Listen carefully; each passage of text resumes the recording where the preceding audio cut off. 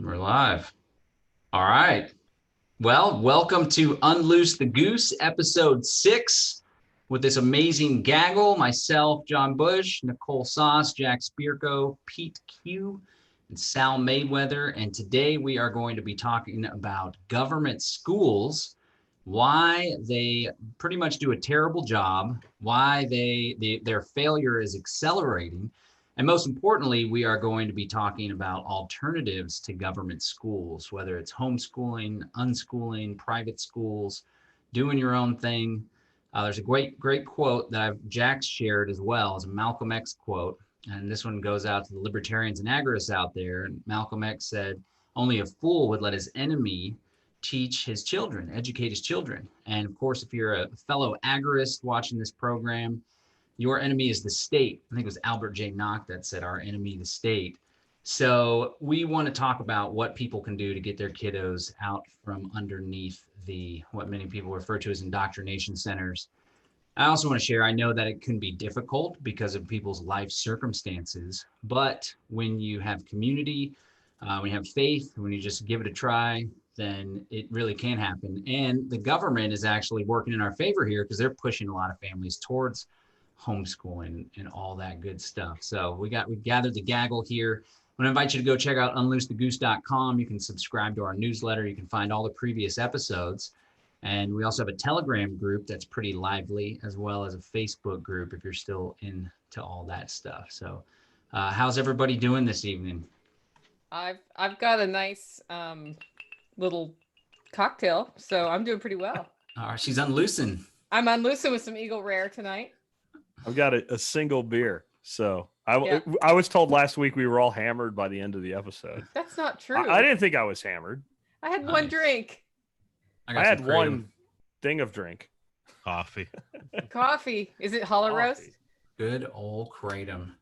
Well, maybe before we get into some of the alternatives, Jack, you've been really hammering a whole lot on government school, and you're noticing some trends. And like you've been pointing out, rightfully so, that a lot of the failures we're seeing in different industries that are struggling were already struggling before COVID.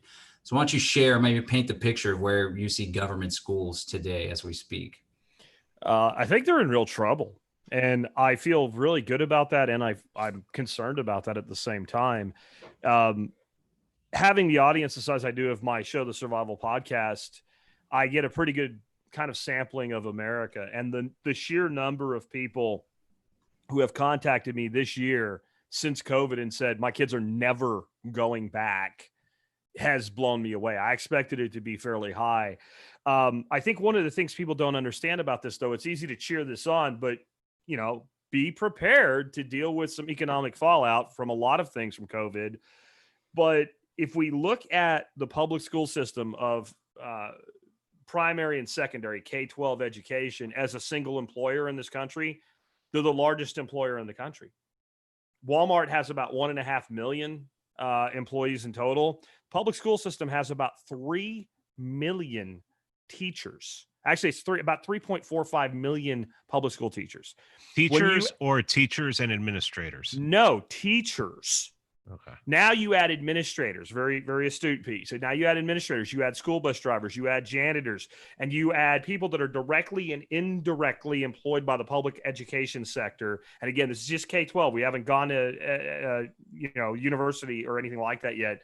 And you're looking at about 5 million people in America that are employed directly by the K-12 system, and another several million that are employed indirectly. And you got the trickle down effect after that, right? So it's massive. And the projections that I came out with was around 10 million homeschoolers by the end of this year.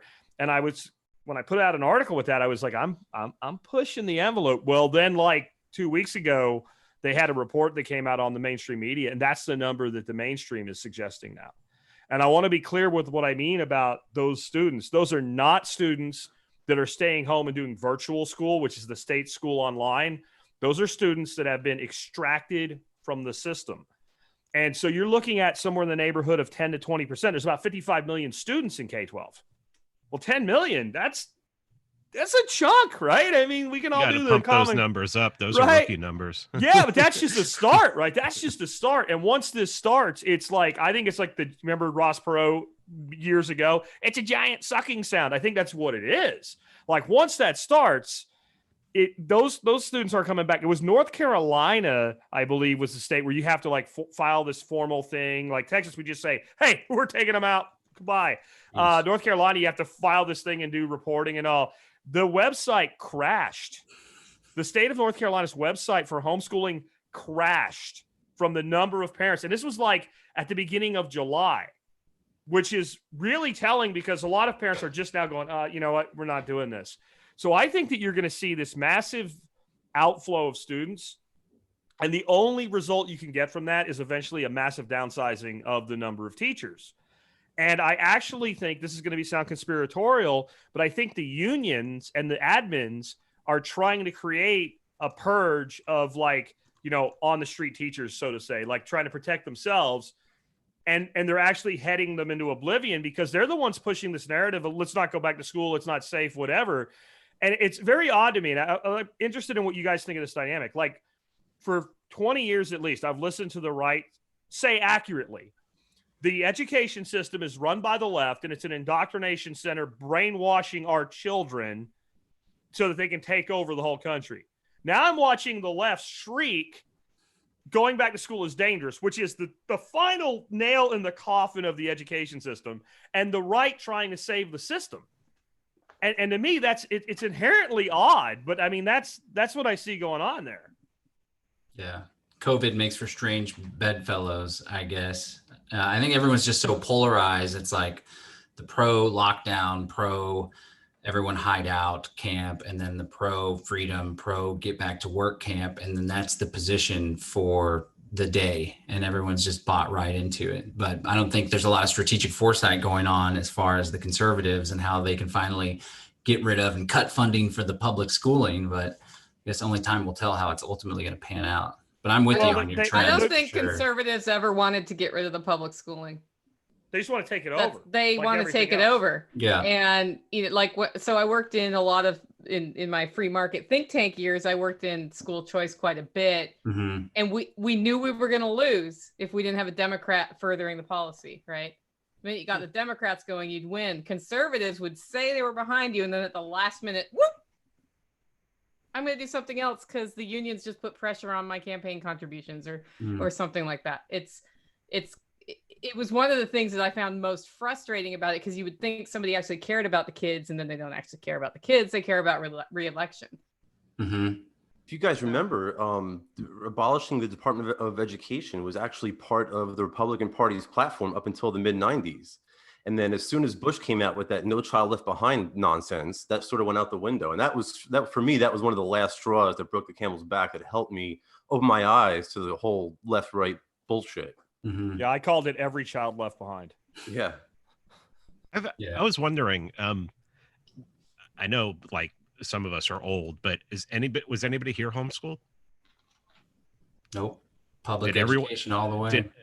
Did everyone get public education? Indoctrination, yes. Indoctrination. I got in a lot of trouble for in my public 11th.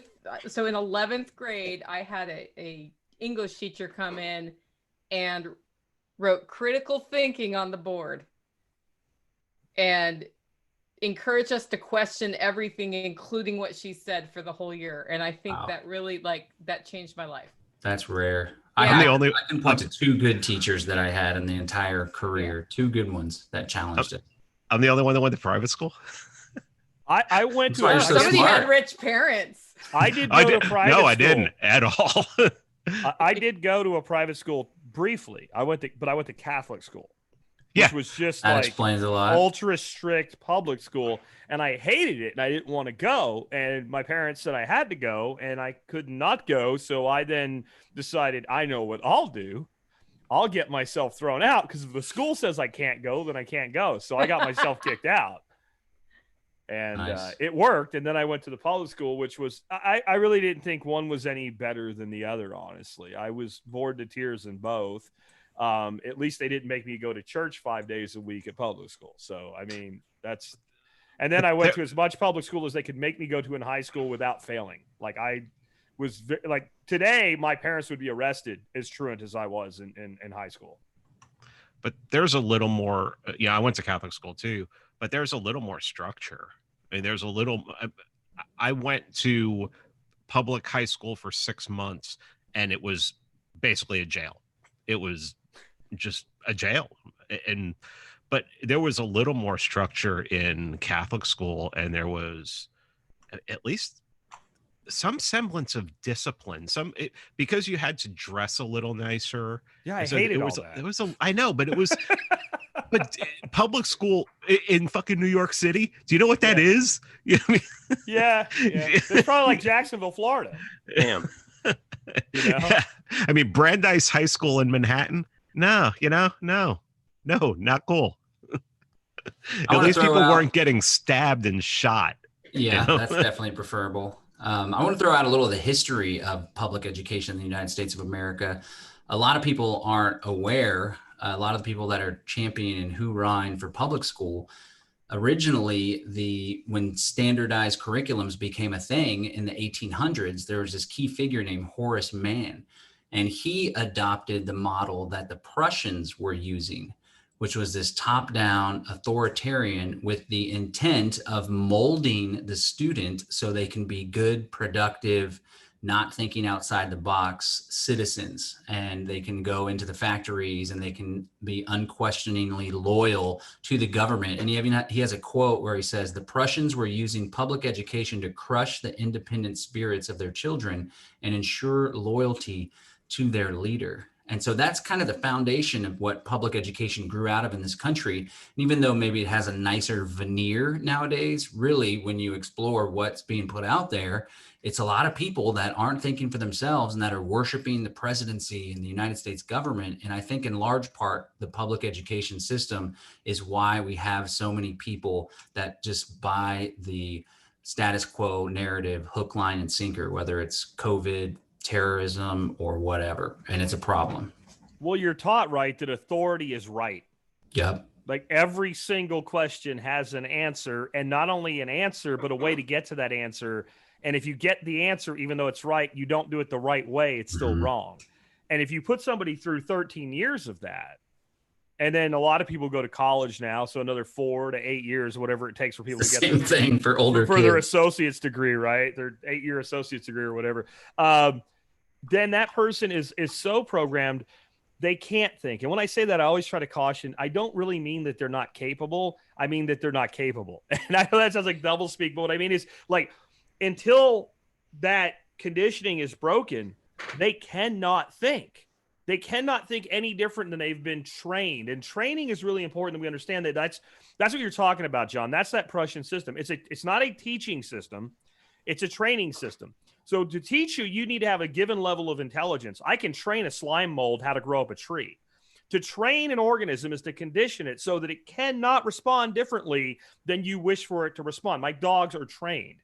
If I say bad bird, they look up and they start barking and they chase away hawks because they're trained to do that. They're not educated to that.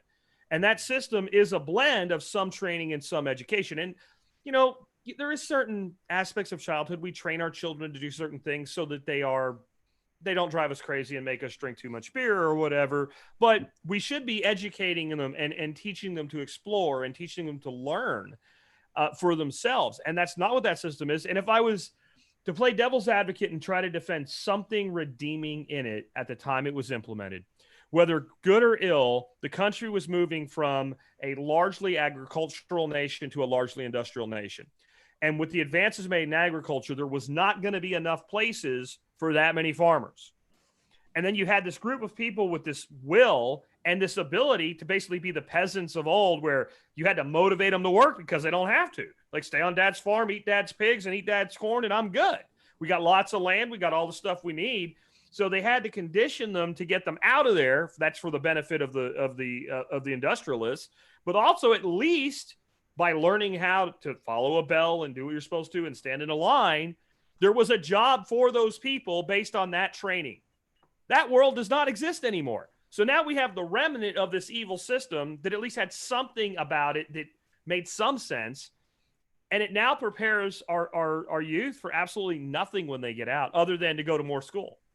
Mhm. Because I know all of you guys have run business. I don't know how many of you have had like businesses with significant numbers of employees, but I had, and the first thing you had to do, no matter what somebody's education was, is teach them their job.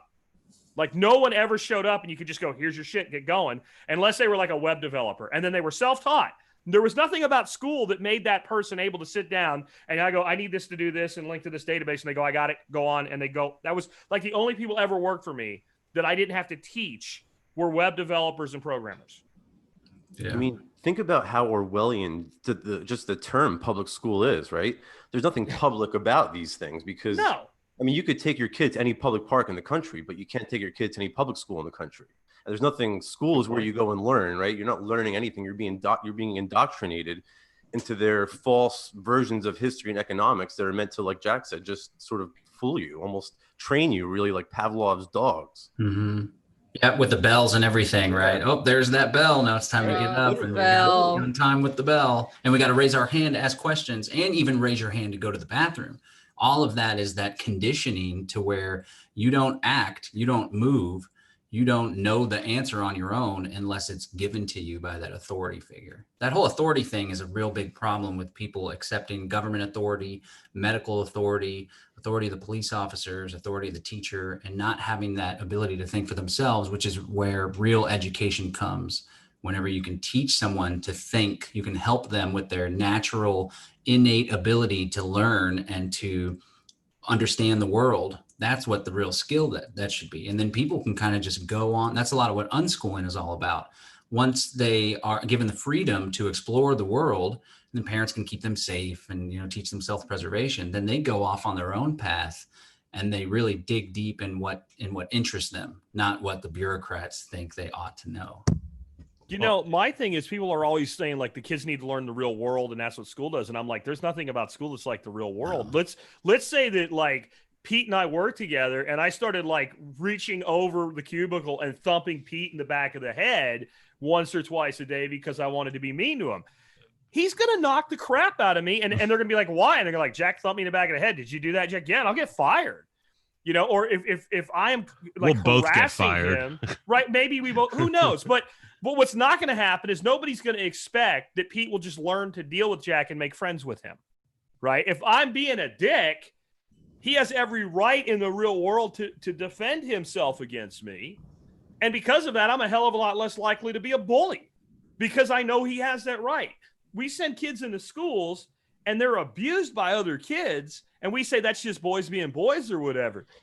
That makes literally no sense. And then we always say, well, teach them to stand up for themselves.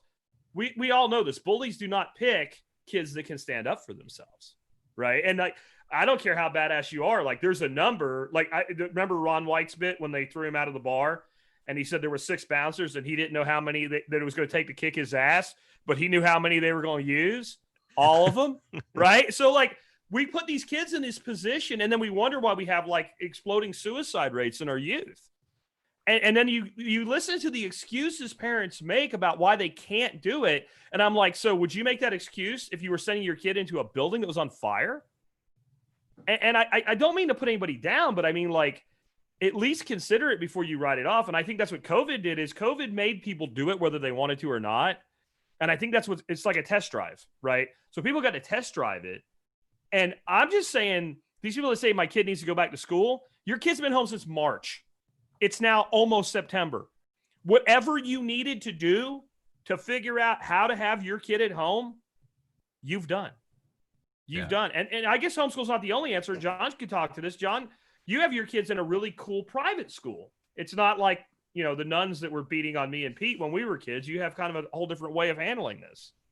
Yeah, I have 2 kiddos. I put their picture there for this particular show. They're 7 and 8, and for the good bulk of their lives, we did unschooling, which is essentially like life-led learning, and the parents help to facilitate their interests. Like my son is just way into gardening, and he'll like have us pull over and say, "Hey, Dad, there's some seeds on that plant," and he'll go grab them, and then we'll plant it back at the house. My daughter's way into dance and horses. So throughout their lives, we really just tried to facilitate that, putting them in dance class, just really helping my son to grow and always have a garden wherever we were.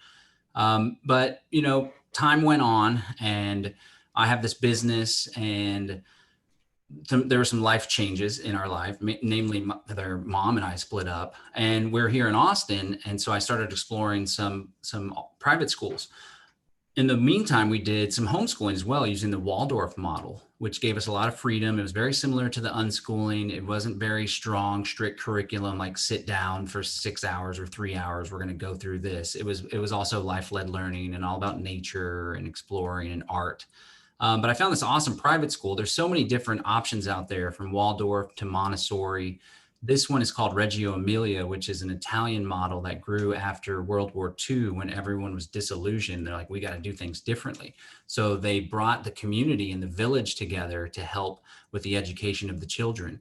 And the environment plays a big role in it. Their school has 5 acres. There's a creek, there's gardens, there's ducks, which I'm sure Jack would appreciate. They do mindfulness, they do yoga, all sorts of stuff. So there's a lot of different options out there. And if you're watching this podcast, you're probably more of a free thinker, reject authority, maybe a little bit different, right? We're all a little weird. There's some cool, weird schools out there. But if you can't afford the school, of course, there's opportunities to earn more, to shift whatever it is, get a side hustle, to give whatever you can for your kiddos. But if you can't, then of course, homeschooling. There's many affordable homeschooling options. Sometimes all you got to do is pay for the curriculum. But if both parents are working, some families are doing this whole pod thing. I don't buy into the pod because I don't want to restrict who I hang out with to like a small group. That's like a COVID protection. But a lot of people are doing that. And so one thing that you can do is you can link up with, I don't know, maybe 8 with the Freedom Cell model, 8 other families.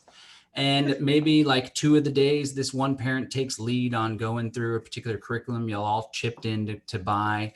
Then on another 2 days, this other parent does it, or all of the 8 families or 4 families, they all contribute a smaller amount and they hire a full-time teacher for that little group of kiddos. So, it's really accessible. You just kind of have to think outside the box, get creative, and don't be afraid to go seek help from your community. And, we can make it. You don't have to reluctantly march your kiddo back to school to wear a mask all day. I can't even imagine that as an adult, let alone a child, and all the social distancing and all the hand washing and stuff. And the authoritarian teachers are going to be even more authoritarian because they're all freaked out about COVID. They're really going to whip those kids into shape if they're not doing the 6 feet thing or if they pull their mask down. So, we're here to offer advice and stuff. I know Jack's done some unschooling interviews on his podcast as well.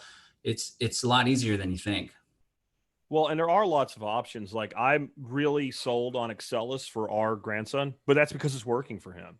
And we're getting a really unique view into this. His other grandparents are both public school teachers.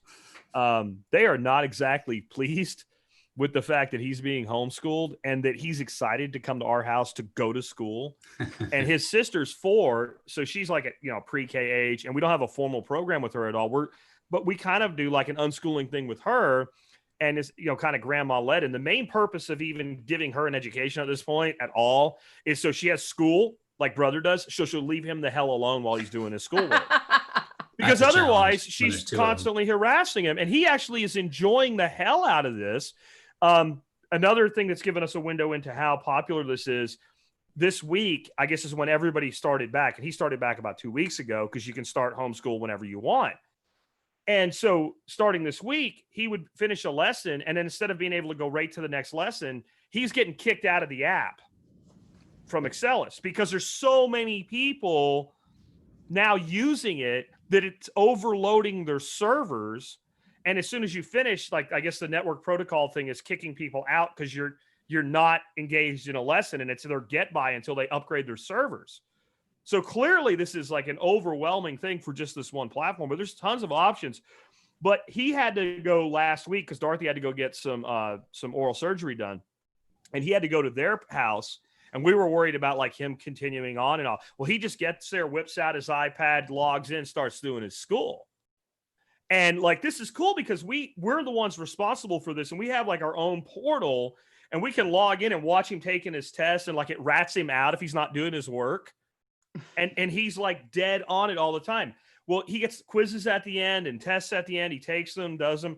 He got an 80 the other day, right? He's 9. He got an 80. He was pissed, right? He was mad that he got an 80. He's got like a 4.0 GPA in this thing already, but he was pissed off about an 80. We had to explain to him, dude, it was a quiz. There's only 5 questions. So if you miss one, that's what you get. But he was pissed, and he went and redid the lesson to retake the quiz because he didn't want a freaking 80. No one's making him do this. He's lit up with this and he's excited about it. And he wants to learn. And it goes back to I have these people on my expert council, the Laprise couple, Mike and Sue.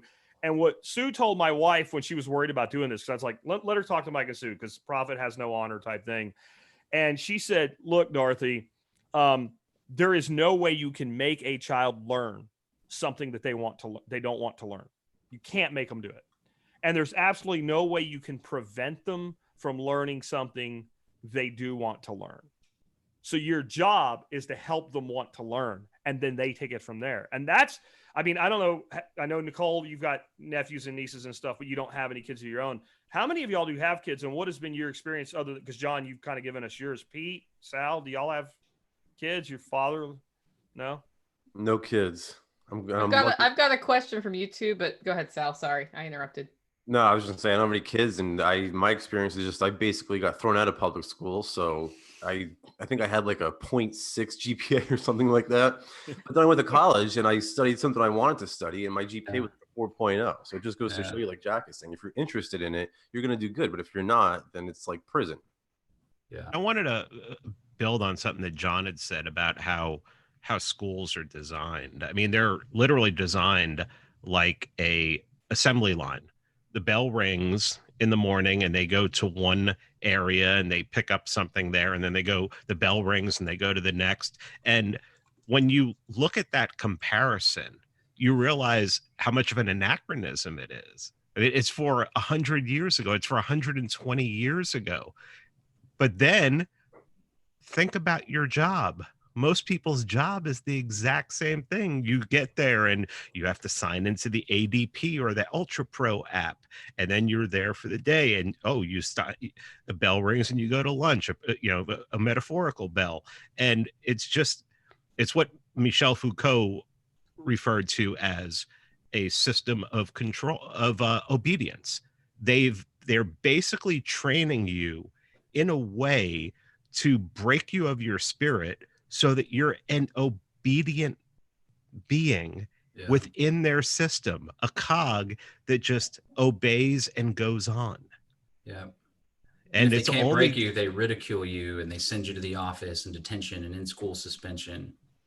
Well, yeah, the kids get in more trouble now for questioning a teacher than they do for actual disobedience, like actually doing something wrong, like smacking the kid next to him or something. They get in more trouble for telling a teacher, I think you've got this wrong, than they do for abusing their fellow student. And that tells you where the priorities are, doesn't it? Yeah. I mean, how does that make any sense other than Pete is absolutely 100% correct? That's the only way that makes sense.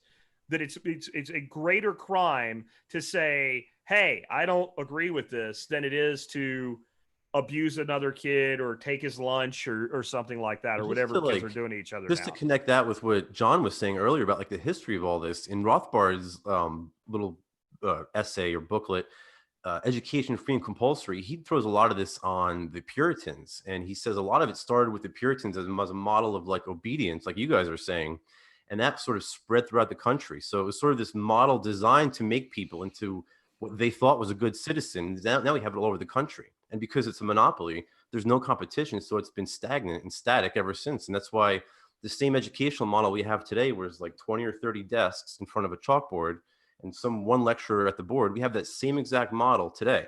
But if you compare that with like the amount of change in like the cell phone industry just over the last 5 years, I mean, it blows it out of the water. There's no comparison.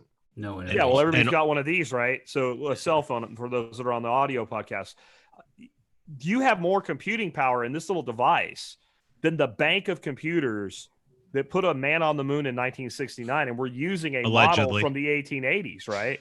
Allegedly, yeah. Okay. Hey, no moon. I mean, who remembers card catalogs? Do you remember card catalogs? Oh, the Dewey Decimal System. Oh, yeah, that was fun. You can probably use the existing libraries. You'd find a book and you'd look to all the ones next to it to see if they were also helpful on your journey. I bet we could use the existing card catalogs that are still in libraries to pass secret messages to each other because no one knows how they work. There's an idea. You could just like write a little index card and stick it in there and tell a person like a Dewey Decimal number, and they could go find it and no one would ever see it. Okay, so I've got a question from YouTube. It's from REF. So how do you encourage friends and family on the fence about unschooling, homeschooling, or alt schooling to go for it? I have a bit of an answer because, as you said, I have nieces. I trained to be a government school teacher, and then it was not a good fit for me. But my sister has a situation where they're doing half days of school and digital, and if they decide to, they'll go all digital. And so then I asked her, well, have you looked into homeschooling? Because she's got two really curious, smart girls. And of course, they're my nieces, so they're the smartest girls in the whole world. And she called me because I asked her about 4 times. I kept asking, have you considered homeschooling? She said, do you think I should homeschool my kids? And I said, no, I think you should look at the option. And I have 2 friends who offer consulting that's not all that expensive, like $1 a minute, to talk about what the options are, so you have it in your wheelhouse. So I think the worst thing we can do is push people towards a solution rather than open the door and say, look through this door. Is this of interest to you? Maybe it is, maybe it isn't. But when you look at how they're doing the digital training in a lot of districts, it's no good. I've got one friend who just posted the Alexandria School District's idea right now. Kids go to school. Teachers come in like Max Headroom on the TV, and the school bus drivers are required to be there for discipline. The precious teachers. Why aren't you homeschooling yet? Wow. That's the question. Just There's my on, TV teacher, and So my thing with that is, what I found would be one of the most effective ways to have this conversation is, instead of saying this is why you should do this, is let people talk themselves into how bad school sucks. Because when we grow up, we always have this, like, every dad tells you about how badass he was in school, and your dad was probably like some guy that got his ass kicked in school. Like that's the reality. So when you ask people and you're having an adult conversation, so what was the best part about going to school for you? What do you remember from your school? It was the best part about being in school. And they generally have this kind of look that everybody else has right now on their face, like, well, what the hell was? Like, they don't really know. And if they do come up with something, it'll be like hanging out with my friends and stuff like that. And then my response would be, so can your kid hang out with friends without going to school? Because I don't think they're supposed to like socialize and have fun in school. They're supposed to learn, right? And then they're like, well, yeah. So, okay. So what was the best part about going to school as far as the educational experience? And most people actually don't have a very fond memory of it. And they'll tell you all the things that are wrong with school. You want to convince a teacher that school sucks. You don't have to convince them. You just got to get them talking. You say, well, why don't you fix the education system if there's a problem with it? And they'll start telling you all the reasons it can't be fixed. Where if you tell them all you could be right. You could say exactly what they believe. They'll resist you. But if you're like, I think school's not that bad, right? Then let me tell you. And you use the same approach with parents. What was so great about school when you were in school? What do you know now that's really important to your life, other than the basics that they can learn from you that you know because of school? And they don't really know. But then if they start to say anything, shut the F up and let them talk. And when they start to slow down, stay quiet and let them fumble through it and let them get to that place where they already know the answer. And then my other thing would be introduce them to kids that have been homeschooled for a while. Because that's what, like, when I was like, my initial opinion of homeschooling was pretty negative, because the only kids I knew that were homeschooled, like back in the 90s when I was coming up my professional career, and guys that worked with me had their kids, they were all kind of weird kids. And I don't mean to be mean, but they just were. And that was the main people who did homeschool back then, because they did it to protect their children. When I started meeting homeschool kids, when I started like hiring hands for my farm and stuff like that, and these kids would walk in and look you in the eye and shake your hand in the way, I'd be like, you're homeschooled, aren't you? Yeah. And I meant it in a complimentary way. So like, if you want your kid to be that way, then do what made that kid that way. And so I think, number one, ask them about their experience, and 2, get them introduced to homeschoolers and homeschool kids. Yeah. Can I just say, like, I mean, I don't think, like, to me, it sounds crazy, the idea that you would need convincing not to let politicians educate your children. I mean, they blow up schools for a living. Literally, that's their job.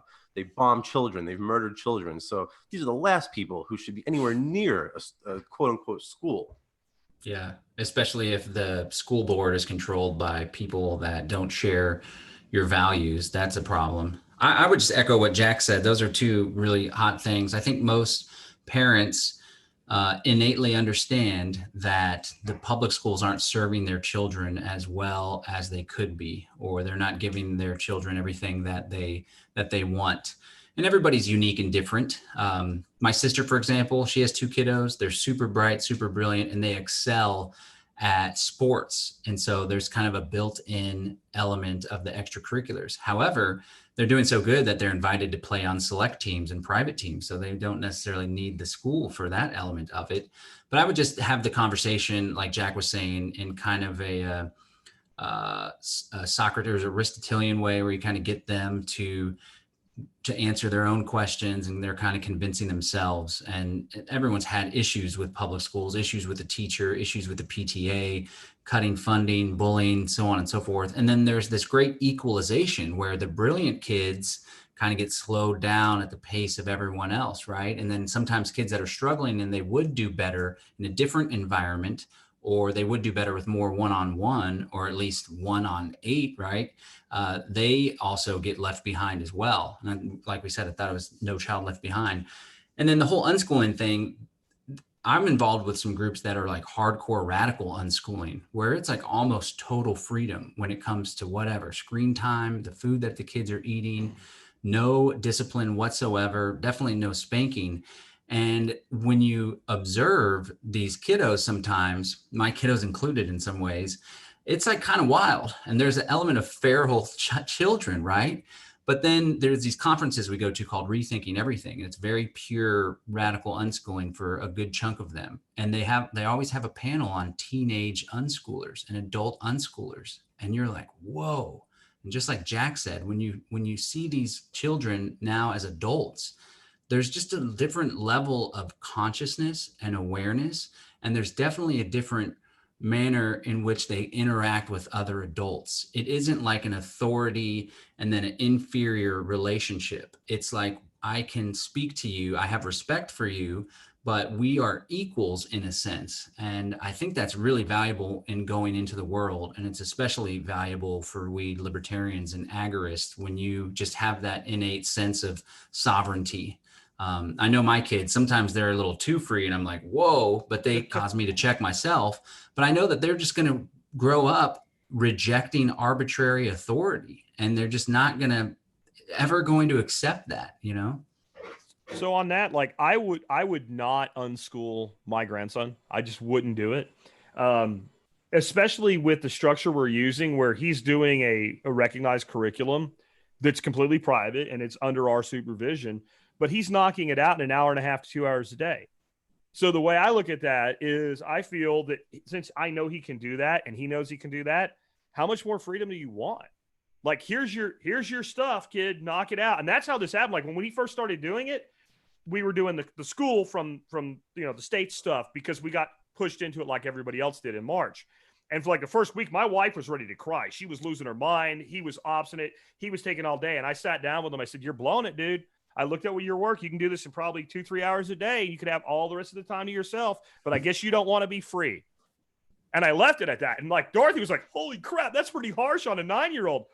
So like 2 days later, he's in the garage and they had just got back with the car and they're packing stuff up from groceries. He looks at Dorothy and he goes, I just want to be free. And that was it. Dude hit it on Monday. He tore into it.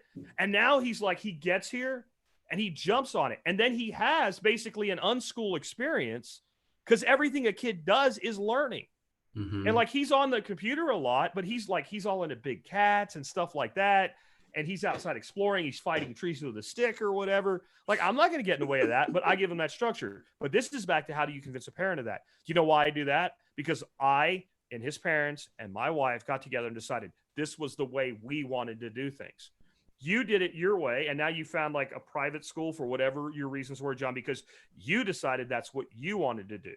And every parent I know who's done this in one way or another figured out what they wanted for their child, and they did it that way. So the people that are on the fence, my question to them is, why shouldn't you have your child educated the way that you want your child educated? And then again, silence. Because the only answer to that is there isn't a good reason other than I've been told otherwise. But what we also learned, and Dorothy struggled with this, that conditioning has been done to the person you're talking. Don't think about the kid, think about the parent. This conditioning, the state must approve you. Like, it took a very long conversation with this woman who has been homeschooling for 30 years for my wife to let go of the fact I don't have to talk to the state. I don't have to report to them. There's no like they don't send anybody. Like the very fact that in Texas, you know, John, you do your thing. You say you're going to teach these 5 core concepts. And as long as you say you're doing it, and you never talk to them again.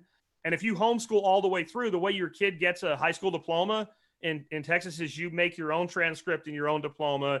You take it to a notary public. Your neighbor goes there and signs and stamp, and there it is. And it's done. Yeah. And it was hard for her to accept that that's how it worked. And you could still go to college, and people go to Ivy League schools doing this. So understand, if you're trying to push that person, that's one of their hangups to even know. And they don't. And the thing is, and the reason I'm going this long with it, they don't even know it. Dorothy didn't know it was her problem until Sue got it out of her, which I would have never gotten it out of her. We were too close to each other. Yeah. Yeah, that's good. And the whole private school thing, like the unschooling or even the radical unschooling, is for some people, for some families, especially if it's like entrepreneurial parents or whatever. But I have found throughout my parenting in general, like I'm a nonviolent parent, although I occasionally raise my voice, and I try to do so in like a controlled manner. Sometimes I lose my crap. But early on, it was like, not only was it not spanking, and I'm a big opponent of initiating violence against children. Initiating violence against anyone is the non-aggression principle, but we especially ought not to do that. In my opinion, that doesn't mean you're a bad parent if you do, but I think we especially ought not to do that to little youngsters, because like I was saying earlier, it teaches them that it's an acceptable thing to do in order to change someone's behavior. And then when the cop comes doing that, it's like, oh, that's, there's okay. A connection there. But as I matured as a parent and as my kids got older, I realized that we did need more order, right? And people are like, how do you discipline your kids? And I like to break that word down, because I don't, sometimes we do like take the technology away. We like to do cool downs, like you are really hurting your sister, cramping your sister, you need to leave the room. This is a peaceful space where we come into community. We're not yelling at each other. We're definitely not hitting each other, right? But it kind of stops at that element. And I break the word down, discipline. The root of it is disciple, right? And the best thing that we can do as parents is lead by example. So obviously, if dad's losing his shit at mom all the time and yelling, you can expect the kids to recreate that, right? Mm-hmm. Or if dad's buried in his phone all day and the kid's like losing it because he wants attention, he's acting out, then there's something there. So we got to take a lot of responsibility. So I kind of recognized that there was a little bit too much chaos in my life and my children's life. And the private school, even though it's a pretty freedom-oriented private school, there's more structure. There's wake up at a specific time. We got to be there.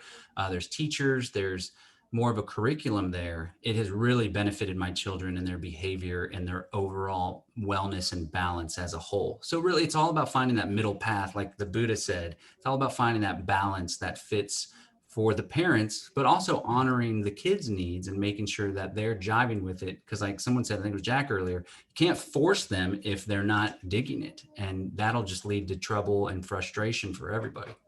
I'll tell you, I don't know what happens, but I think you get something I call Papa powers when you become a grandparent. Like, I struggled with all this stuff when I was a parent, and I did the best I could.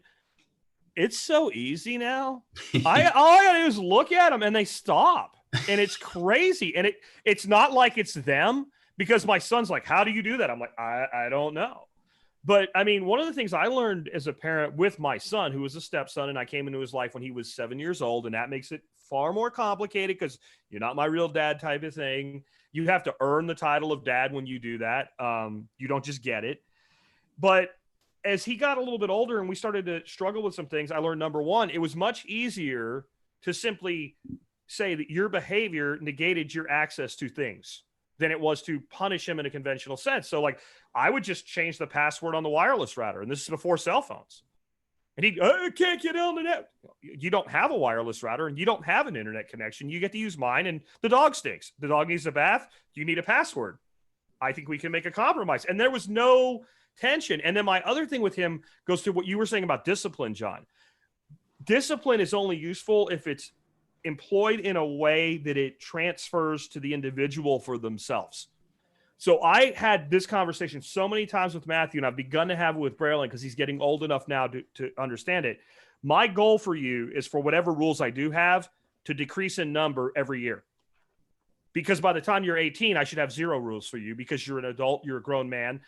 Law looks at you that way. Society looks at you that way. How can I possibly have a rule for you when society says you're an adult and you can do anything you want? So I think it'd be really stupid for me to have all these rules for you all the way up to the exact last day that you're 17 years old and 364 days, and then they all go away poof in one day. And I don't think that would be very fair to you. So I should be taking away rules every single day if I possibly can. And the more you'll take care of your own needs, the less rules I'll have for you. And let's make that deal. Let's make that agreement. I think one of the ways to get across to children is to give them as much control as you can without like being dumb. You don't let a 5-year-old that doesn't know how to swim run around a pool by herself.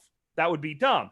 What you do is you teach that kid to swim. So if she does that, she won't drown. And you still, you give oversight to a kid in a dangerous situation, but how much can you turn over as quickly as possible? Make that your goal and then use common sense with it.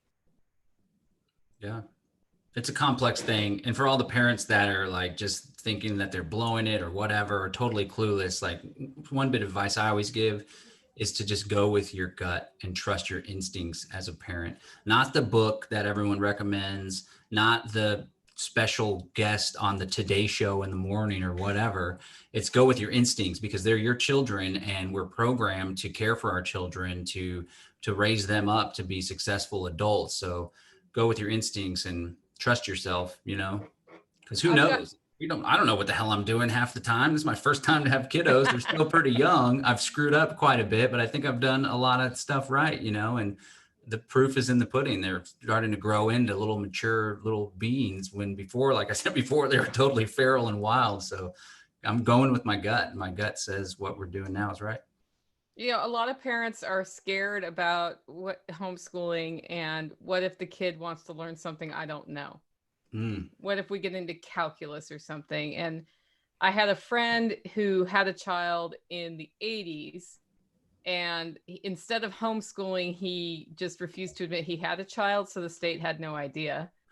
And it was because he didn't want to put his kid into the public school system, not because he's libertarian, but because he's very progressive. Okay. And so it wasn't progressive enough. And so he taught his kid, and then came the day where he said, well, what language would you like to learn? It's time to learn a foreign language. And his kid answered, and it was not a language he spoke. Yeah. And so what they did is they got a book learned together and scheduled a trip for 6 months later to a country that spoke that language. Cool. And they figured it out. And I think a lot of parents, A, don't know how much they already know that they can help their kids with. And B, kids are raring to learn. When they decide, as somebody said earlier today, when they decide to learn something, they're just going to learn it. And all you have to do is make that connection with a way for them to learn. Not everybody can run off to France or whatever, but yeah, you'd be surprised how many Rosetta times you Stone, can man. do something like that. Yeah, there's an app for that, right? Yeah. Rosetta Stone. There is now. In the 80s, there was not. But the whole thing, how do I handle my child wanting to learn something I don't know? You don't have a problem. The minute they want to learn it, you don't have a problem. They're gonna, especially today, because now there is Rosetta Stone. There's probably some person with, learn French in 20 minutes a day on YouTube, right? Or library TV or something like that. So why worry about that? And my other thing was, well, what if they get into something and they're struggling with it and I can't? Okay, then we hire a tutor for a week or two. And we hire a tutor to do the exact one thing the kid's trying to do, wants to do, and is having a problem with. And they know exactly what needs, help they need help with. And my other thing is, don't feel that they need to learn everything that you're told they need to learn, because most people are like, well, they got to learn calculus. Really? When's the last time you used calculus? Yeah. When you took your SATs? Yeah. Right? I mean, like, let's stop lying to them and say that. And if a kid is going to have a career that's going to use math, guess what? If they want to do it, they're going to learn it. Yeah. They already did research and determined you can take a kid at 8th grade level that's not been taught any math, and in 1 year, most people can master K through 8 math in a single year.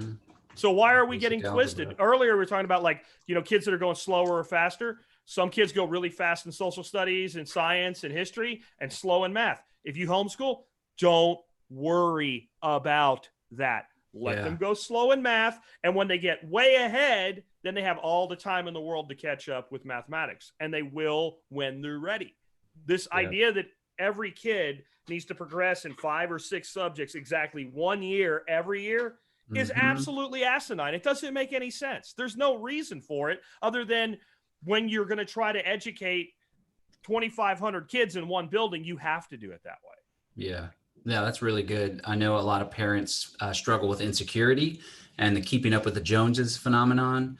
And my neighbor's kid or my coworker's kid is A+ this and already reading at this level, this and that. That is a paradigm for public schooling, which even though they're like, I don't want to homeschool because my kids won't be socialized. Well, it's not a very natural phenomenon for every kid to only be with their same age group.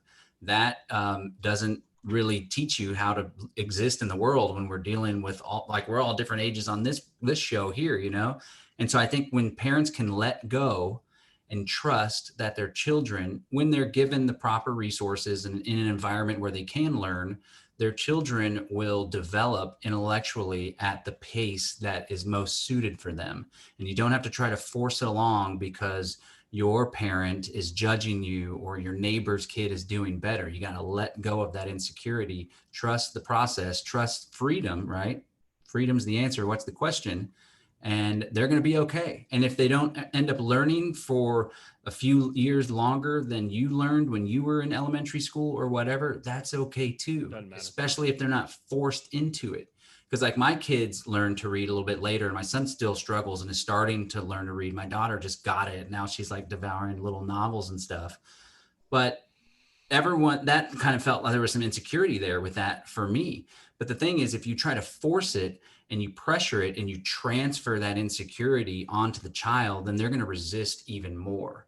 Whereas if you're giving them the freedom, you're patient with them, then the kids are going to learn to read. They're not going to be an adult and still not know how to read. And especially if they find something they're interested, or the Minecraft games or the gardening or help with the instructions. It's like, well, you know, you could do this on your own. Let's work on it. And then it's going to be more fun for them. It's not going to be forced upon them. Coercion doesn't work. Force doesn't work.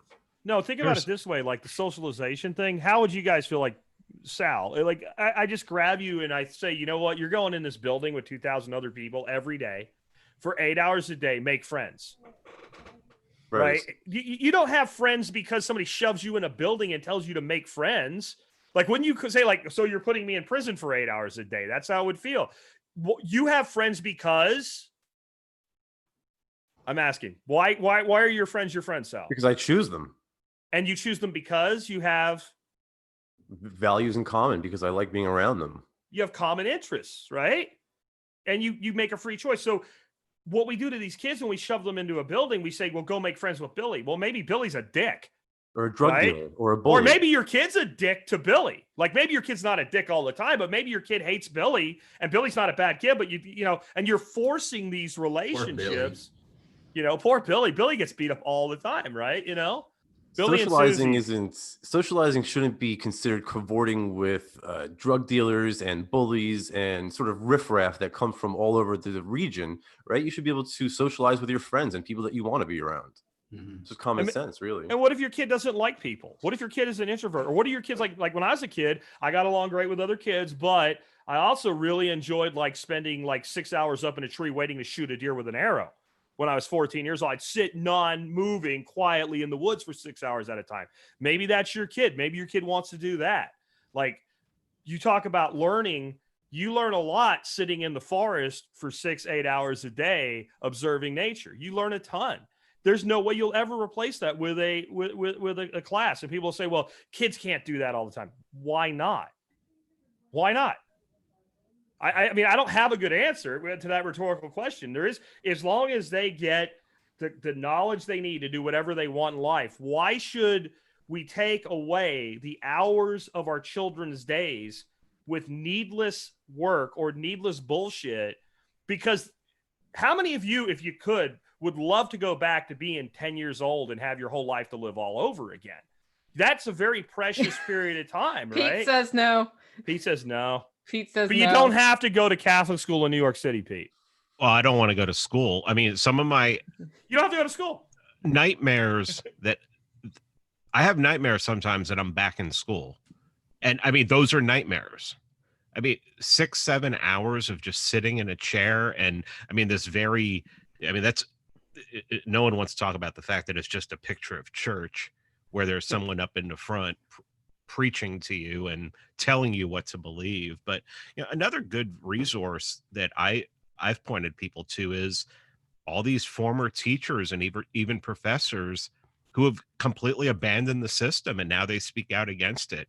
Thaddeus Russell, Daniel Coffeen, both of these guys will tell you that, like, if you say, oh, how do you fix schools? They'll both say, raise them to the ground. I mean, and these were tenured professors. I mean, one who taught at Columbia, one who taught at UC Berkeley.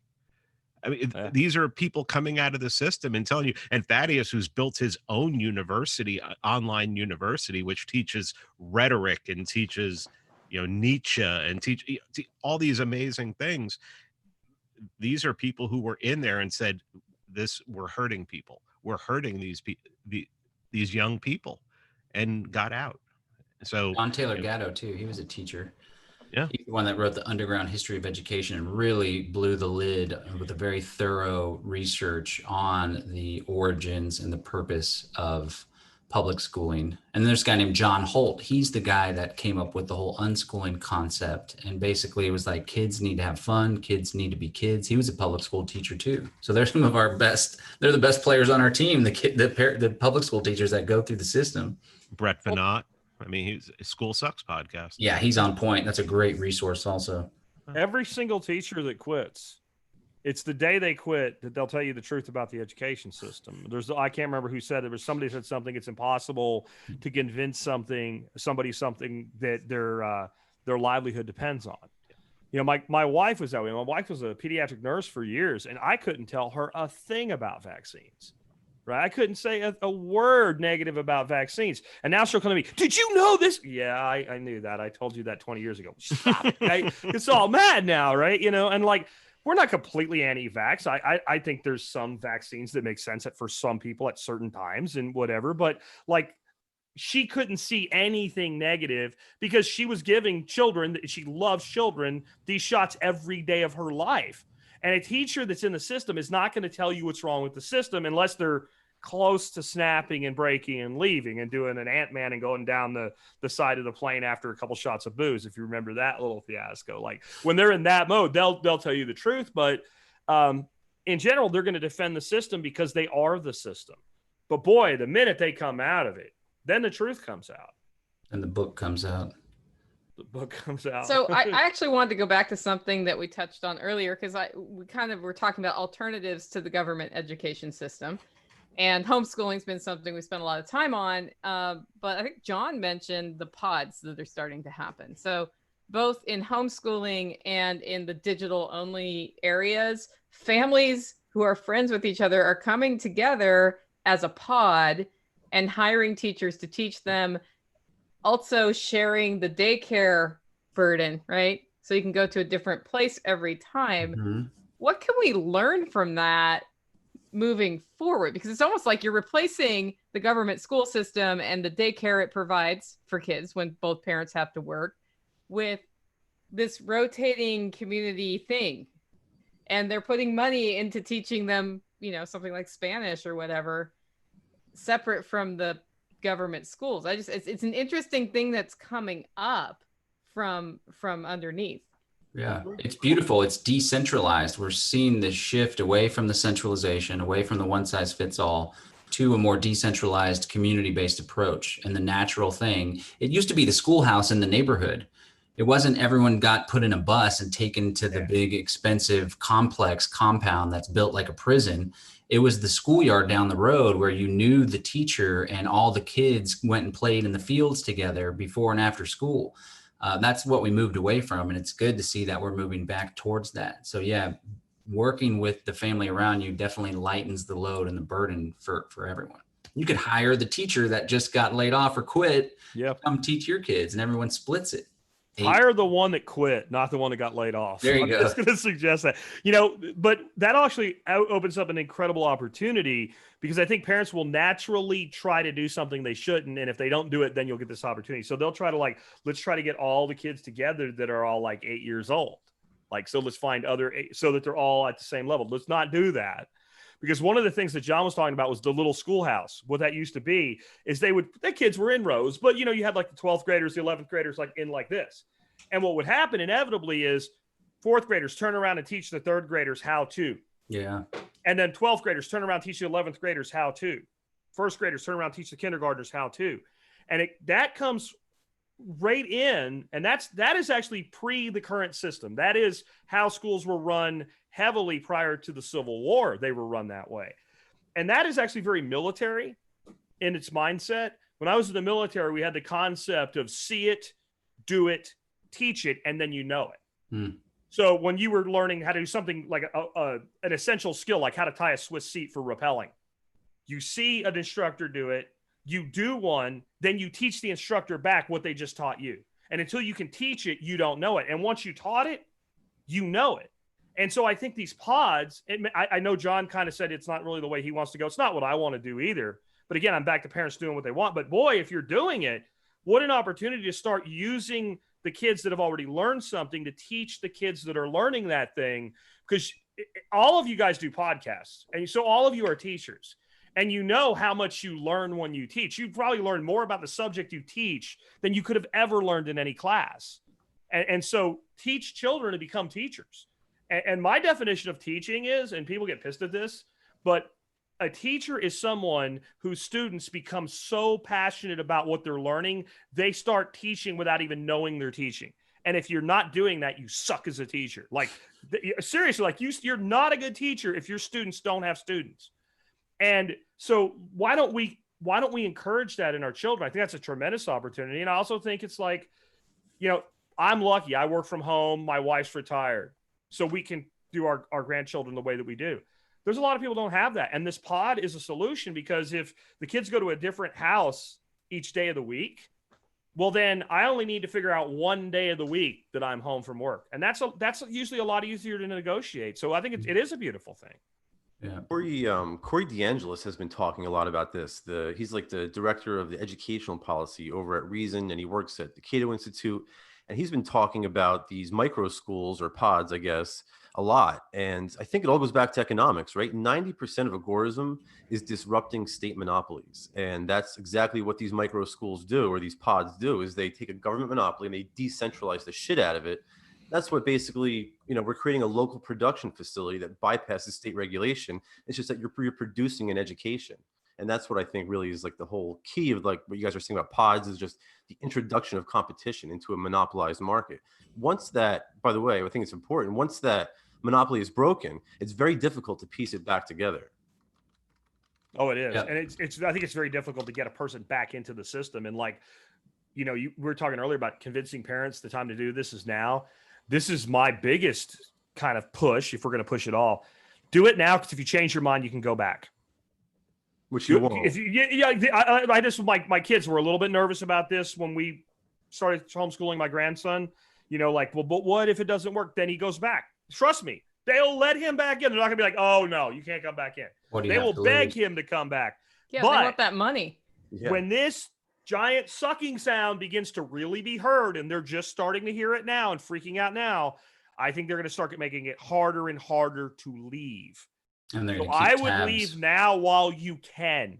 Get out of the system. Well, John, now. You and Jack have it nice because you guys are in Texas. But in the book School Revolution, Ron Paul writes about some real horror stories about people who have CPS show up to their house and Child Protective Services telling them that they have to take their kids because you're not abiding by the strict curriculum that the two political parties have set out for you. So you guys have it nice, but some places it gets rough. Move. Yeah, vote with your feet. For real. Move, man.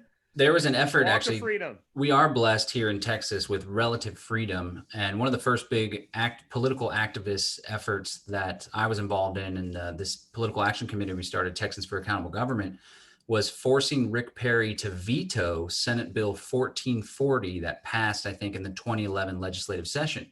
And what it would have done, because Texas is pretty big on homeschooling, it would have allowed social workers and CPS workers to go to your house and interview your children without a warrant or even without a court order. Only because you were homeschooling. Because you were homeschooling, That's because the there's reason. an element of getting control and getting their hands on the children. And even the Supreme Court on multiple occasions throughout the history of this country has ruled that the government is basically who controls and owns the children, not the parents, right?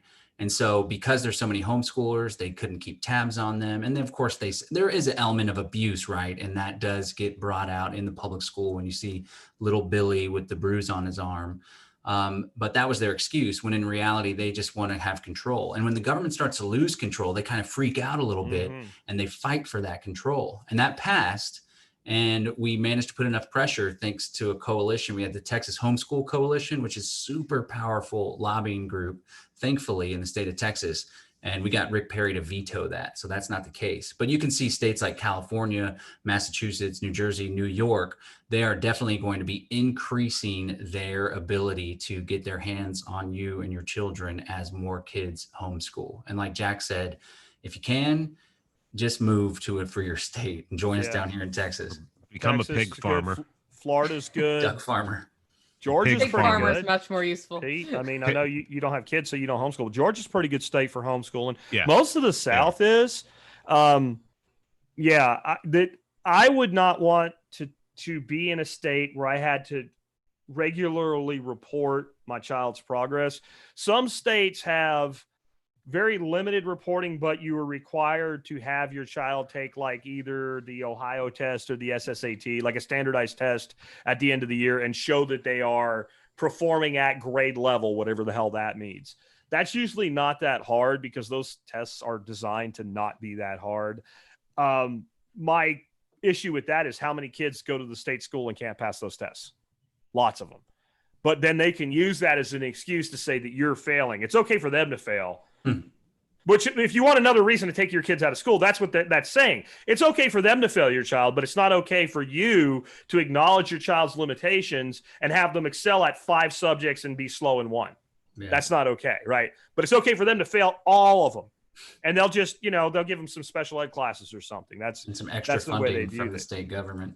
But yeah, I would seriously consider right now strategic relocation, and homeschooling is only one reason why. There's some of these other states are going to become incredibly draconian. When you hear this stuff about defund the police, comparatively compared to where they are, right? When you hear this defund the police, like, I think everybody here is like, well, hey, what do you mean by that? Because without a state, we wouldn't have a state police force anyway. So we're not necessarily opposed to that as an idea.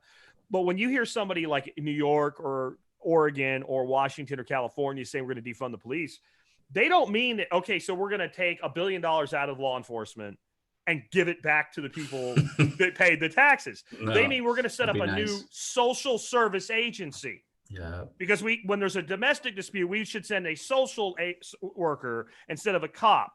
Okay. So Nicole and I talked about this week. We were on my show together, right? But I'll ask you, let's say, John, who would you rather see show up at your door? Your local sheriff's deputy or CPS? Who scares you more?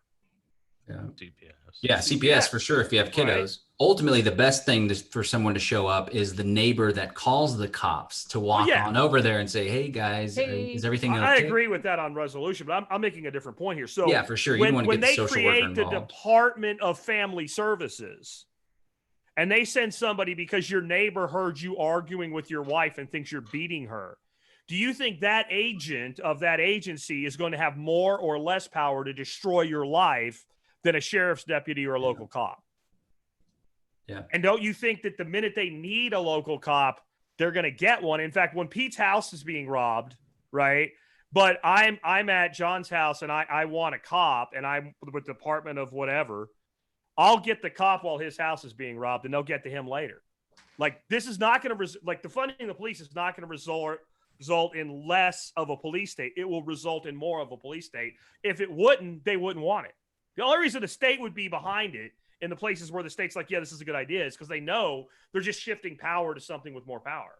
Well, they're not really defunding anything. I mean, here in New York, Comrade de Blasio, there was like one certain like hit squad of the NYPD that was responsible for like a disproportionate amount of their murders. So what they did was they said the headlines in the paper for like a week, we're going to defund the police. We're going to defund the police. And they ended up moving those guys into a different department. So nobody got defunded. They just got their job title switched. But that actually sort of bleeds into like the other aspect of this, which I don't think we've touched on yet. And that's the whole security issue. I mean, they can't even protect your children. Your children are being shot up at rifles in their schools. I mean, schools. So if they can't protect your kid, they damn sure can't teach the kid anything of value. I mean, the guy in Parkland, he was hiding behind a car while children were being murdered. And these are the people who we trust with our children's lives and their education, their future. It's crazy. And he got his job and his pension back. Yeah, he probably got a raise the way the system works. I would not be surprised. That's a great point, and that's another reason why parents ought to consider pulling their kiddos out, because there was a while there, obviously it slowed down with kids not being in school, but there's a while there where there was a lot of school shootings that were popping off regularly. And not only is that bad in itself, but it also is demonstrative of the culture that's there with these kids. We talked about bullying before, and there's just kids that are so damn mean to one another, and you just toss them all in this institution where they're there all day and they're talking smack on each other, and everyone's insecure. Everyone's like projecting their insecurities onto each other and bullying the crap out of one another. It's not like that in our homeschool circles and our hippie unschool circles. Like, there's not really any bullying at all. And there was this incident where the teachers brought it up to me. Actually, I'm not even gonna say how it came up, but some of the kids were saying that my son's feet smell, right? And they weren't making fun of him. They were just like, hey man, your feet smell. What's that smell? Yeah. And he didn't even feel insecure about it, because he was like, oh, my feet smell. I don't wear socks. It wasn't like you're the stinky guy, whatever. But if put that in a public school scenario, and all of a sudden he's the stinky kid, we're going to talk smack on him. Yeah. We're going to Well, he's a stinky kid in like 5th grade. He's still stinky in 12th grade. Like, that'll never go away the way kids are. Yeah. I think the other aspect of this, though, we were talking about the pods.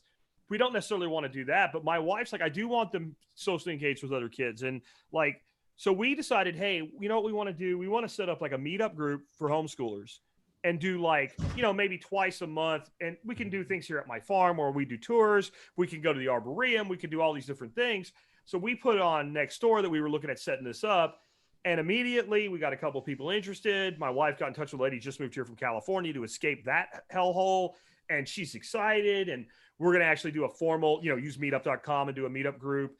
And the beauty of that is you get this big group. And then when you run an event, you know how meetup groups work. Like, if you can have 1,000 people in a meetup group and 50 show up, right? So you have enough people, but you feed that. And then as you have these engagements, kids meet each other. And maybe John and I are kids, and John and I like each other. So now our parents know, hey, let's get John and Jack together to play. Yeah. But maybe Nicole and Sal freaking hate each other. Well, they're not going to be forced together, right? They're not going to be forced together. Sal may pull her hair because he likes her, but she doesn't like him. She doesn't have to deal with his crap, right? Like, and that is actually, now we're actually teaching children how to form, develop, and build relationships in the real world, which is what we claim school does for them, and it doesn't. Because that's how we all make friends. We go out to places, we socialize. I'm like, hey, you know what? Nicole's cool. We'll hang out. And like, Pete's a dick. I don't want to, and Pete's like, Jack's a dick. Well, we don't ever see each other again. And nobody's like, oh man, Pete and Jack should have they should have tried harder. They're like, they don't like each other. So what? Who gives a shit? Only in this weird ass institution forced by the state do we ever expect people who don't like each other to spend time together all day. Corporate jobs. Yeah, but I can quit my job. Yeah. You can quit your job, right? But that's the justification. You have to learn how to navigate these horribly abusive relationships with your peers to be ready for your corporate job, where you will also have horribly abusive relationships. That was literally told to me when I was being bullied as a kid. Let me tell you some words. As you can tell, I'm in a great corporate job right now, enduring bullying. This is the words that I learned, and I think they're valuable for anybody to learn when you start dealing with people like that in a job. I was looking for a job when I found this one. Yeah. I'm not taking your shit. Like, you know, I'll do my job for you, but no, and I actually said that one time to an employer who kind of threatened my job over something that had nothing to do with work. And I said, I was looking for a job when I found this one. And that was the end of that. You know, they fired me. So no, that was the end of that. Like, I never dealt with that again. And, you know, you learn to deal with the real world in the real world, not in some artificial microcosm of nonsense, which is what school is. Yeah. The irony of all of this is that whenever there was a school shooting, you know, over the last 15, 20 years for me, yeah, people would complain about it. I'd be like, all right, just eliminate schools. And it took a virus that's killed 0.0005% of the population to get people to start questioning schools. But it worked. I was gonna say, take what I can get, bro. Price worth paying. It's insane. The good things that have come out of this, you know, which is just some kind of silver lining or some kind of just causality, but all the bad that's come out of it too is equally as horrible. And I think that the schooling and the education that people have gotten is what is causing all of the bad. They just go along with anything that the government says because they were educated by the government. The person sitting behind the desk has been replaced with the person sitting behind the screen. Yeah. And the person behind the screen said, wear your masks, stay home and save lives. And then wear your mask, stay home, save lives. Like a literal, like, just chant of a catchphrase. Like, that's all you have to do to get the American people to do anything is get them to remember a catchphrase, and then they'll do it, right? Stay at home, save lives, flatten the curve, wear a mask. Like, that's okay. You're trained. So why is anybody surprised that this works on people? Pulling it back is, I say, we probably should wrap up soon. One of the things that homeschooling does, though, and I don't care how you do it, things like the meetup group that I was talking about, we always talk about wanting to build community, build community, build community. What builds community is common ideals and common interests. And I have found that, like, if you get parents together that are homeschooling, they're going to develop a relationship. So I think, like, if you want community around you, and, you know, your community doesn't all have to be agorists and freaking libertarians, and it's probably not going to be because we're the minority. You know, Nicole is doing great at building a community right in her own backyard and bringing people in there. That's not everybody that comes in there thinks the way Nicole does politically yet. I mean, the voodoo mind washing will happen in time, right? But, like, reach out, like, get involved with homeschooling, and immediately you are part of a larger community. And I have never met people so willing to embrace new, like it's almost a cult, right? Because it's like one of us now, you know, like but in a good way. Yeah. Because as soon as you say, hey, I'm homeschooling my kids on a site like Nextdoor, oh, we do too. Mm-hmm. Like, holy shit. I've lived here 7 years. I knew none of these people. And now they all want to meet. They all want to hang out. So I think, like, you know, I hate to put it, but you're almost using your kids to build community, but I don't know that that's a bad thing. Well, I think that happens naturally already. Your kids make friends with kids, and that's how you meet their parents. Yeah, they're better at breaking the ice than or your nieces. You know, however, I have to use my nieces for that, but it's a way, because, you know, I have a lot of libertarian and agorist friends, but I don't have only libertarian and agorist friends, and if I did, it would suck. Yeah, because we argue all the time. I know about the 1% we disagree on. Yeah.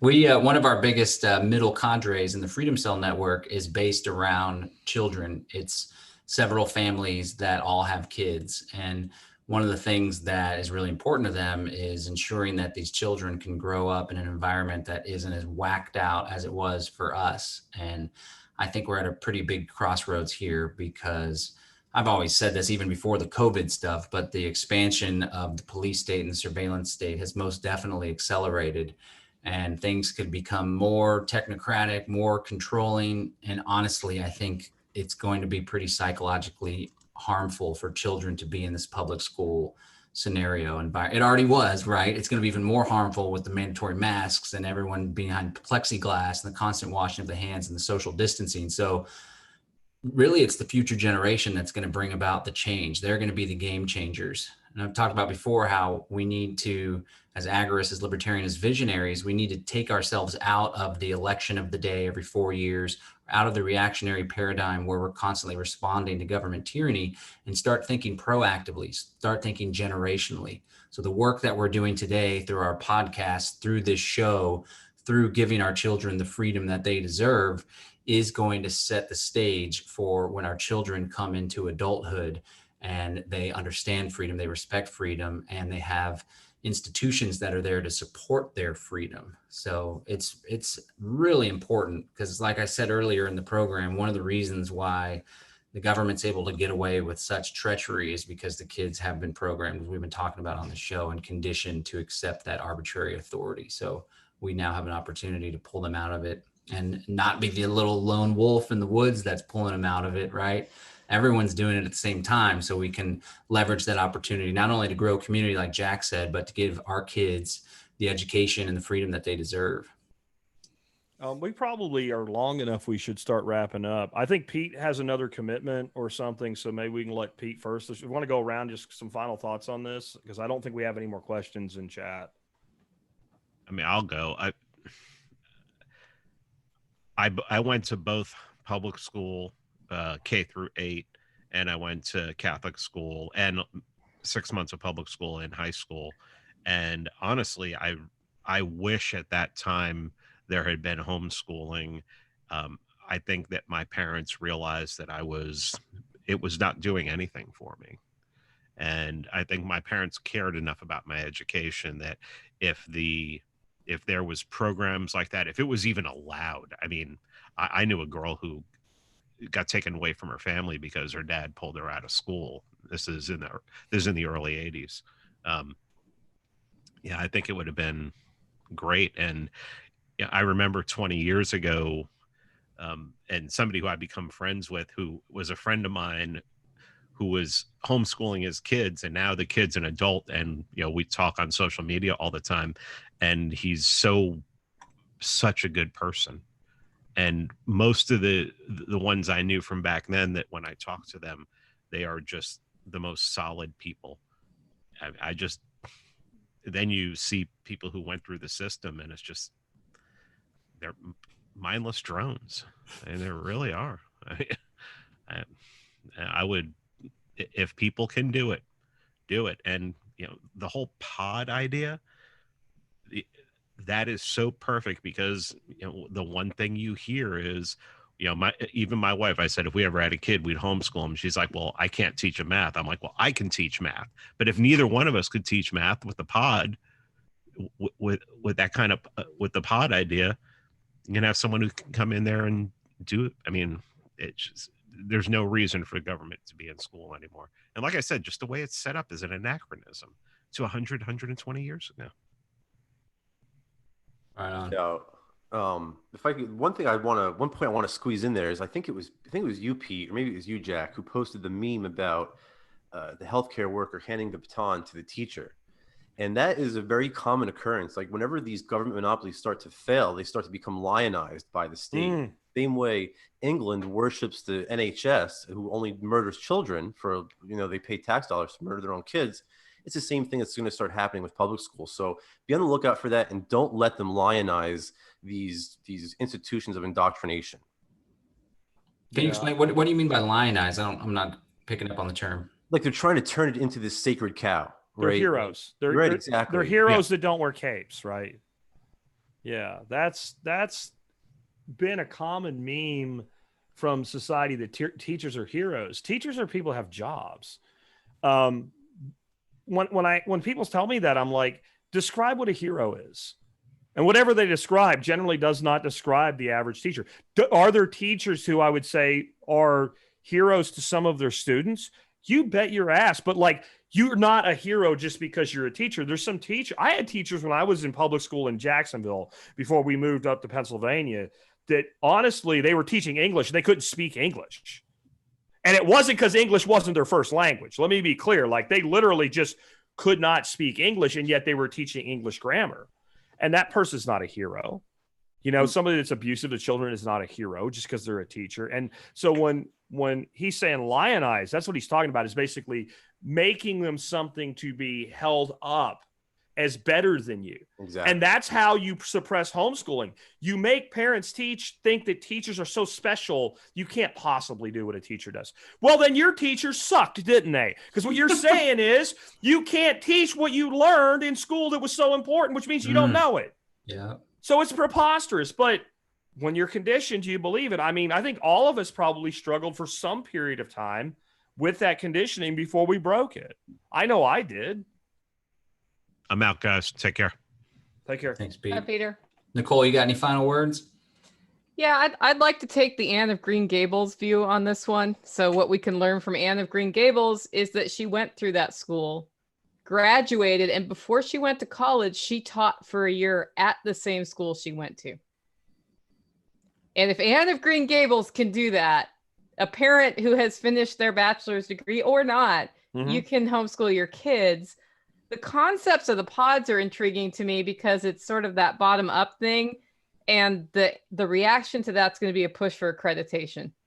So there's going to be a backlash of, oh, well, you know, it's not accredited, so it doesn't count. So there's going to be this elitist push, I think, back on all of these things that are happening right now. And if more of us jump on board at this moment for homeschooling, pod schooling, whatever you need to unschooling, whatever you're going to do, you can't push it. You can't like put that back. You can't put the ocean wave back in the ocean. It's just going to come.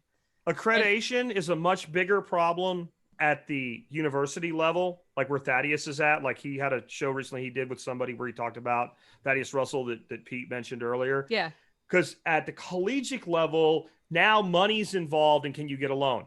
Accreditation means the square root of fuck all in primary and secondary education. It means absolutely fucking nothing. It does until not some legislator makes it matter. And that's why we need to let this wave out of the gate now. But what I'm saying is right now, like parents are so worried, is it accredited? Is it accredited? It means nothing. The only reason your kid goes to school is so they can have a diploma and so they can go to college. Those are the only two reasons your kid goes to high school. When you want to go to college, there's only two things that college wants to know to let you into high school. Can you pass a test and do you have money? And they don't care how you get the money. They just care that you have money to pay the tuition and they will let you in. We have kids that are homeschooled in Texas that are 14 taking classes at community college right now. It is not hard to, no college will ever say, but was it accredited? What are your ACTs, your SATs, and where's your funding? Okay, you may come to school now. And trust me, that will become more true because they're fucked too. The university system is going to get like raped with an old school box cheese grater over the next year with what's going to happen there. Like they're in worse trouble. Obsolete. So they will beg for students because things like Udacity with like the coder camps and stuff that like you do 6 months and it's $1,800 and you got a guaranteed job at Google. Like if I want to be in computers, why the hell would I go to freaking Columbia for 4 years for a degree in computer science when I could be working for Google in 6 months for $1,800? Yeah. Or Nicole, you have another what is that? Praxis, Discover Praxis, right? Oh yeah, they're great. You know that guy, like that's they're libertarian, right? Yeah, you 6 month boot camp, 6 month internship, guaranteed job, and your internship pays as much as your tuition, so that it equals out and you basically it's free. You put some money out, but you earn it back. Yeah. Basically. Like why would anybody use this old system unless you wanted to be a doctor or a lawyer? Or I had this 18-year-old kid on my show today. The kid's amazing. He started a publishing company when he was 15. He's going to freaking Harvard. Right? I mean, like, if you're that kid, you probably belong in that system, and that's fine. But I bet you that kid would have excelled at homeschool if he had the chance. Yeah, and my point and he'd still go to Harvard. Is that we need the numbers doing these alternatives rather than doing the zombie training that's happening right now digitally. Automaton. Because they're going to push back. The state's going to push back, and the more parents who have like done it for a year, the more the harder it is for them to bring the ponies back. If nobody owned a gun, it would be easy. If nobody owned a gun, it would be easy to take away the right to own a gun. Yeah. Right. Right. The reason you can't take away guns is because people have guns. Yeah. Right. It's We're not not because you doing have that the here in right. Texas. Right. You don't have the right. It's not because we have the right. It's because we've exercised the right. So you have the right to homeschool. Like, it amazed me, like, when this shit all went down in Texas, Braylon's school sent a thing home that said, we're giving you the option to either do virtual school or come back to the classroom. Well, isn't that sweet? They're giving me the option to do something that I have a fucking right to do. Mm. Right. That's so, and you know what that is? That is in the 5 stages of grief. That is passing through stage 3 of they're bargaining to try to get kids back. Because this whole shit about it's not as good or whatever, that don't hold water. And we owe our asses to people like John who have been doing this for decades already, because they've already had millions of kids come through this system. They do better. They get into college more often. They complete college more often. They have better careers. They win all the national science fairs. They win all the national spelling bees. They found all the companies. They kick the ass out of the conventionally schooled kids already. So that whole argument that we need them is already moot. The numbers are already there to prove it to be ridiculous, because what are schools big on? 80% of our children go on to college. Yeah, what percent graduate? Homeschoolers graduate 14% higher nationally from college once they start. Mm. And it's probably because homeschool kids that shouldn't be in college don't go. They're not pushed into it. They like, hey, I want to go do welding for 80 grand a year. Go on, son. Yeah. Get on it. Like, that's how that works there. So anyway, anybody else got anything else? Because I think we're... Yeah, let's leave it at that. I want to thank everyone for tuning in to Unloose the Goose, episode 6. We've been talking about alternatives to government school, and I think we painted a pretty good picture about why government schools suck and how there's an opportunity now to put your kids in the alternatives, whether it's unschooling, child-led, whether it's homeschooling with the curriculum or a group or a pod. I would advise you to do the pod thing, try to decouple from the public school curriculum, because that still keeps you kind of there. Or it's a private school, you got Montessori, you got Reggio Emilia, you got Waldorf, a whole slew of private schools that could be of like mind. It's up to you to make that jump. And we're here. This is a show about solutions, not just ideas. So join us on the Telegram chat. Feel free to reach out to us on the contact on the Unloose the Goose page. If you want advice, if you're looking for support or ideas, join us in the Telegram chat. We're there having a conversation, and send us a message. We would love to help you in this transition, because it's the future generations that are going to buck off the tyranny and create the free world that we're all yearning for. And the way that they're educated is a really big, important piece of that puzzle. So thank you so much for tuning in. Until next week. Peace. Thanks, guys.